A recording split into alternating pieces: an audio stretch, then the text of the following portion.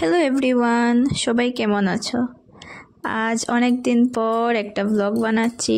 সবাই দেখেই বুঝতে পারছো এটা কিসের ব্লগ হতে চলেছে। এটা মকর সংক্রান্তির ব্লগটা। এতদিন থেকে নানান ব্যস্ততার কারণে কিছুই আর দেওয়া হয়নি, তাই আজকে মনে করলাম ভিডিও একটু একটু করে রেখেছিলাম, তাই ব্লগটাই করে নিই। তাহলে দেখতে পাচ্ছ সবাই আমাদের মকর সংক্রান্তির আয়োজন কিভাবে হয়েছিল। এই যে মা ছুটি মিলে পিঠা বানিয়েছে, অনেক কিছু বানিয়েছে, তিলের নাড়ু, এই সেই। তো দেখো আমরা কিভাবে এবার করেছি, আমি ভিডিওই করেছি, আর ওরা বানিয়েছে অনেক কিছু, পাটিসাপটা, মালপোয়া। এই যে হচ্ছে এটা হলো কিসের জন্য জানি হয়েছিল, দুধটা করা হয়েছিল মিষ্টি দইয়ের জন্য। আমাদের ঘরেই দই বসানো হয়েছিল, এবারে দুধ জাল দিয়ে এটাকে বসিয়ে দই তৈরি করা হয়েছিল। আর আমি একটু নাড়িয়ে দেখছিলাম, ক্ষীরের দই হবে তাই ক্ষীর করা হয়েছিল আগে। তারপরে কি হয়েছিল জানি, মালপোয়া হয়েছিল। এটা হচ্ছে জাম, নারকেলে সুজিয়ে মিলিয়ে বানিয়ে নেওয়া হয়, এটা হলো জাম। তারপরে আমি আর ছুটি গেছিলাম ওই দিনকে বাজারে মাছ আনার জন্য, সবজি আনার জন্য। আমরা এনেছি বোয়াল মাছ, আর অনেক ভিড় বাজারে। দেখো সংক্রান্তির দিন কত ভিড় হয় আমাদের এইখানে বাজারের মধ্যে। তোমরা কি মাছ খেলে সংক্রান্তিতে, সবাই অবশ্যই কমেন্ট করে জানাবে। এই যে আমার বোনের জায়গা নেই ব্যাগে, তাই ও কিভাবে নিয়েছে লাউটা দেখো সবাই। আর অনেক সবজি ছিল বাজারে, অনেক অনেক, দেখতেও ভালো লেগেছে, আমরা এনেছিও। তারপরে ঘরে এসে দেখলাম মা পিঠা বানাচ্ছে। এই যে হবে আমাদের ক্ষীর দিয়ে পাটিসাপটা, তারপরে মালপোয়া, সবটার জন্য রেডি প্রস্তুতি নেওয়া হয়েছিল, আমি এসেই ভিডিও করেছি।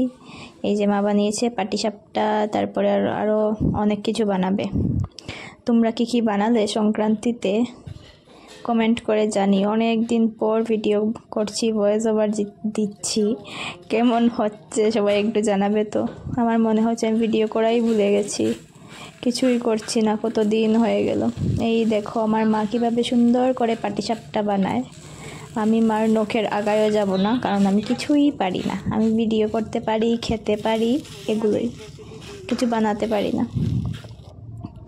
এই যে মালপোয়া বানানো হচ্ছে, কীরকম দেখো ফুলে ফুলে উঠবে, দেখবে, ওয়েট অ্যান্ড সি। তোমাদের মা বা তোমরা কি বানিয়েছো পিঠে অবশ্যই জানিও, আর ফটো থাকলে আমাকে দিও তো কমেন্টের মাধ্যমে। দেখো কেমন হয়েছে আমার মার মালপোয়া বানানোটা, ভালো লাগছে দেখতে, টেস্টি টেস্টি লাগছে বলো তো। এই যে ফুলকো ফুলকো মালপোয়া লুচির মতো হয়ে যায় একদম আমার মা মালপোয়া বানালে, অনেক টেস্টি হয় খেতে। সারাদিন ধরে মা পিঠাই বানিয়েছে। শি লাভস পিঠা বানানো, কয়েকদিন আগে থেকেই শুরু হয়ে গেছিল।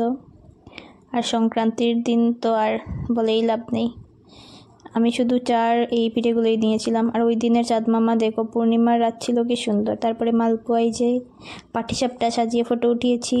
আর পরদিন ঘুম থেকে উঠে বাবা একটা মেরামেরি ঘর না বলতে, এই যে আমাদের সুপারি গাছে ছোঁয়া টোয়া দিয়ে একটু দিয়েছিল, আমি মা আগুন ফুয়ালাম, তারপরে ফটো উঠলাম। এই যে দেখো আমাদের ঘর জ্বলছে, বাঁশগুলো একটু ডুমডাম করে ফুটেছেও। যখন ফুটে তখন আমি ভিডিও করিনি, আর যখন ফুটেনি তখন করেছি। এই যে আমার আগুন ফুয়ানো সবাই দেখতে পাচ্ছ, রৌদ্র উঠে গেছে। তারপরে আমার ঘরটা জ্বালালাম, উঠে একটু লেটই হয়ে গেছিলো ঘুম থেকে উঠতে, তাই অনেক দূরে দাঁড়িয়ে দাঁড়িয়ে আগুন ফুয়ালাম। দেখো আমাদের গরুও দেখা যাচ্ছে, এই যে মুখ বের করেছে দেখো। তারপরে আস্তে আস্তে আমি একটু ভিডিও করলাম, ঘরটা জ্বালানো হয়ে গেল।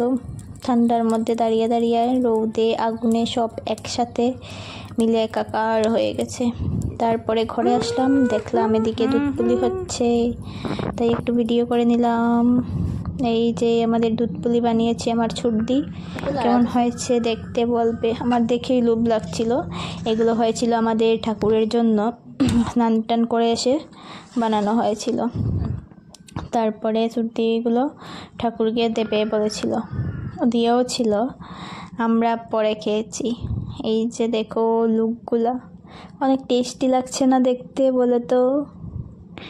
তারপরে ওই দিনকে এই যে ঠাকুর দেওয়া হয়েছিল, তারপরে আসলো আমাদের নগর কীর্তন, যেটা হয় সংক্রান্তির দিনে আসে সেটা। সবাই আমাদের বাড়ি প্রথম সকাল 10টা থেকে 11টার মধ্যে কীর্তন চলে আসে আমাদের। এই যে আমরা দিয়েছি সব কীর্তনের জিনিসপত্র, ঠাকুর বসিয়েছি, আসন দিয়েছি, সবাই কীর্তন করে। তারপরে তো এই যে লুট হয়েছিল নিয়ে সবাই চলে গেল। তারপরে পাশের বাড়িরা টুসু পূজা করে, ওরাও এসেছিল বিকালবেলা। আমি ঘুম থেকে উঠে দৌড় মেরে এসে একটু ভিডিও করেছি।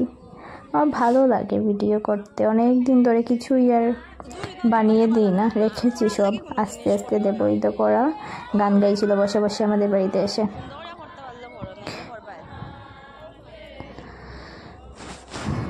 তারপরে দেখো এই যে এটা কি পিঠে বলো তো?